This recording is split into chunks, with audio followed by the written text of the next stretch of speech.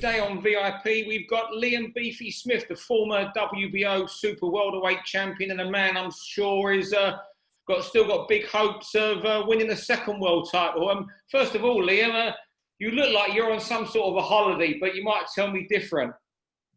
Yeah, I'm on some sort of holiday, but I'm also doing a bit of training over here. I'm on a nice weather training camp I'm on. Where are you? In Spain, I take it, yeah? Yeah, I'm in Spain, mate. Yeah, just doing a bit of training out here. And what sort of training are you doing? Just ticking over, weight, that sort of stuff? Yeah, obviously just ticking over, but I've come here for like just to shift a bit of weight in the sun rather than, I can afford to do it with me not having, a date, like say, not having scheduled sparring partners and stuff, so I can afford to come here and just do a bit of warm weather training and see what it does for me. I mean, obviously you're still ambitious, but 2020's hit a lot of boxers. Every boxer's been impacted, severely. But are fighters like yourself, maybe Paul Butler, who are looking to get back in the world title picture, are you the worst hit because of where you are in your career, sort of thing? Yes, I think it's worse. I wouldn't have been bothered about this pandemic. I think I've said it a few times, if I was 27, 26, 27, 28, it wouldn't be so tough to deal with, if you know what I mean, Steve. But I'm 32 and I don't really want to be sitting, on the couch or on a sun lounger for 12 months, you know what I mean? I mean, the only plus side to it for me is 90% of the boxing world are doing what I'm doing, you know what I mean? There's only a short handful who are having fights at the moment behind closed doors. The rest are all just ticking over in gyms and waiting for some sort of date. Yeah. I get that, but it's impacted, I think, a lot of fighters in their early 30s who have had big titles and are looking to get back in there more than most. And it doesn't look like there's a date for you at the moment, does it? No, there doesn't, and that's the frustrating part, and that's the frustrating part with like the diet and sense, Steve.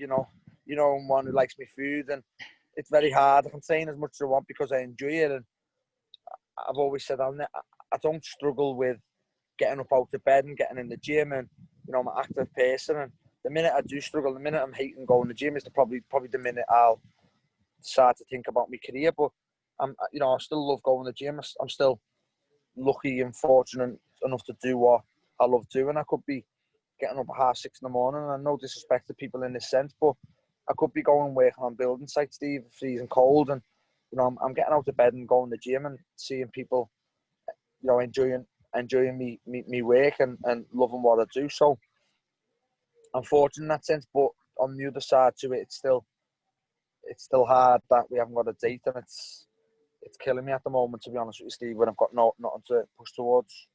That's it. I mean, you say you still still love training, and if you weren't getting pleasure out of it, you'd walk away. But is it getting, the longer this goes on, is it getting harder to go to the gym, or is Spain the sort of environment that's helped you because you got a bit of sun as well as the gym? Yeah, well, it's just a bit of a different environment, a bit more like, I can get out of my routine back home. I try different foods here, obviously trying to eat healthy, but just different stuff. And that the hard part of it is the food side. When I've got no goal, nothing to push towards, it's just hard for me to leave the gym and then, bring me weight down. And that's the hard part of it. And that's the only side, I'm struggling with at the moment. Give me a date and I know I've got something to head towards. And it's all well and good saying, we'll try and get you out November and then try and get you out December. And it's all well and good saying that, but it's putting that date in front of us. Yeah, I mean, so there's no indication of anything when you might fight?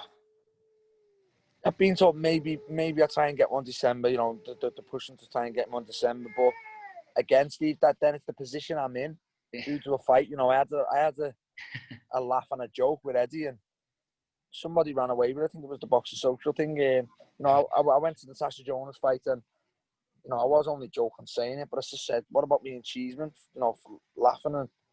And obviously, Eddie's reply was a joke as well. But, he kind of mentioned the Jesse Vargas fight for me. So it's not like you can just say, all right, well, luckily, I'll put you on this bill.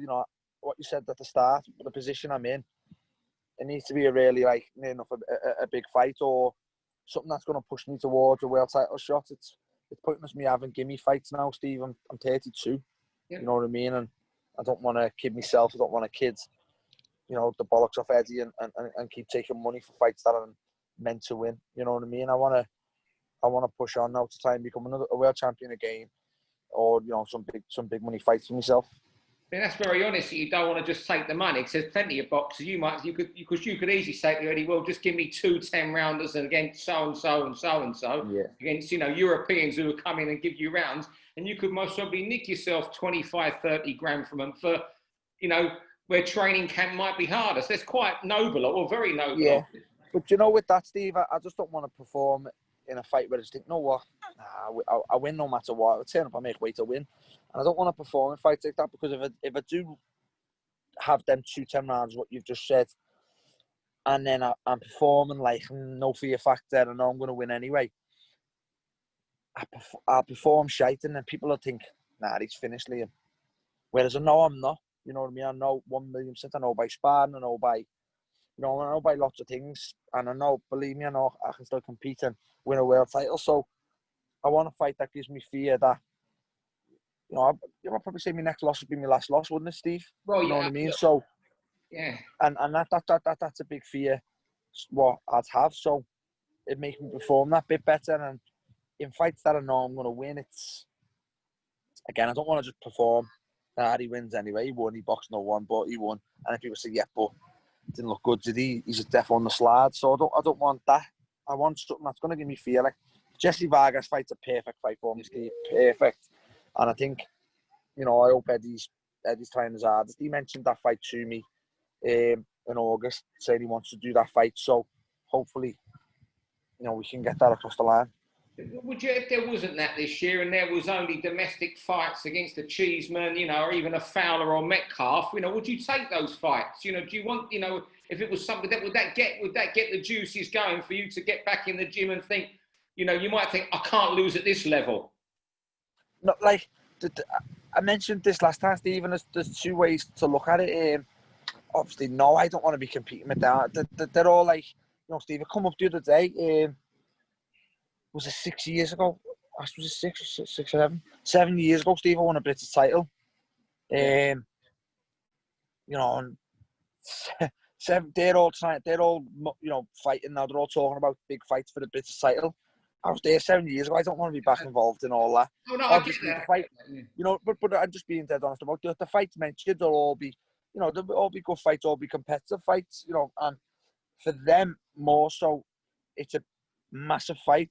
Obviously, it's no secret. I'm well ahead of them in the pecking order, and I'm well ahead of them in the stage of my career. But I don't want to really drag myself into that now, Steve. I'm 32. No. They can all battle each other. I'm looking for the bigger fight. But if it has to be that, then so be it. But I'm gonna say, is Eddie gonna pay me kinds of the money I want to fight a Fowler or a Cheeseman? No, he's not. So and for the Fowler or a Cheeseman or somebody like that, they're gonna probably get their best payday fighting me, obviously. So there's 2 ways to look at that, and I just think I was there 7 years ago. Let them all battle it out now. Try and get me the biggest fights, the best fights you can get me at the moment. Push me towards another world title. If I lose, I'm done. My next loss will be my last loss. So, I think I've been around long enough. I've had the fights to deserve that. You know what I mean? I think you should give me one last big push. Well, you do. You deserve it. I mean, you just look. I mean, it come up the other day on my Facebook like it was 3-4 years ago. We was all in Dallas for that fight. Yeah. I mean, that was just, that was one of the maddest weeks I've ever been around boxing. That place where you heard the crowd and everything. Yeah, I know. It come up the other day, and I've got friends who have been all around the world, and like I say, followed Liverpool, and I had two of my mates say, that's still the best sporting event I've ever been. They've been to Champions League finals, Steve, and they still say that Dallas was one of the best sporting event he's been. Yeah, I think I found it all, from my professional point of view, I found it all memorable from when we went to Dallas for 24 hours and all that stuff going on there to the fight. Yeah. That's what always comes back to me, the whole event of it all, from the end of July with a flying visit to Dallas, and you having to cycle up 500 pairs of gloves before you could go. Yeah, kick on the field goal. You know, it was just incredible. But we'll get off domestic. Obviously, you know, it was just a question I've asked. I wasn't trying to trip up, I promise you. I know. No, I know. I understand that question. Like, you know, it probably, for someone out on the outside looking in, you think, well, why doesn't, you know, all the names like getting branded about the 154s, you know, your Eglinton, Cheeseman, Metcalf, Fowler, Fitzgerald, Conway.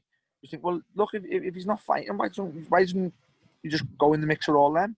But I just think, you know, do I really need to? You know what I mean? Like I say, I was there 7 years ago.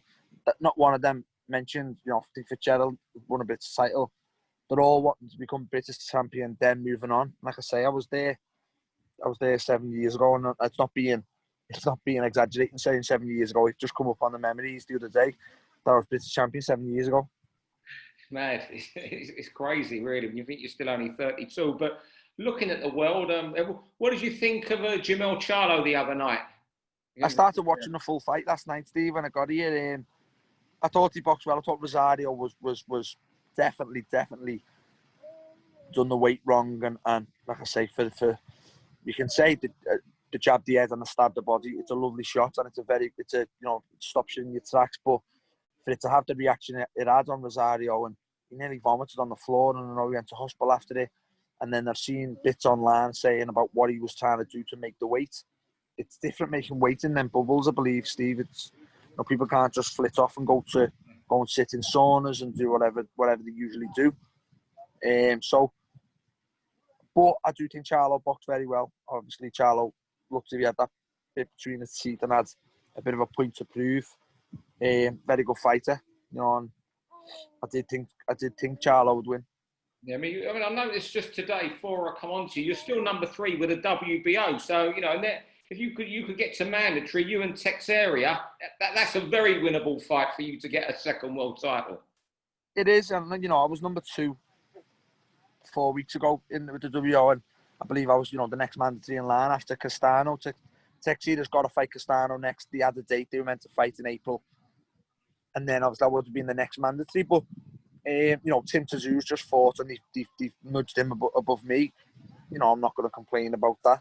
If they want to match me with Tim Tszou, then by all means, fire away. But, you know, the Teixeira one, I was thinking to myself, well, if he beats Castano, he's entitled to a voluntary.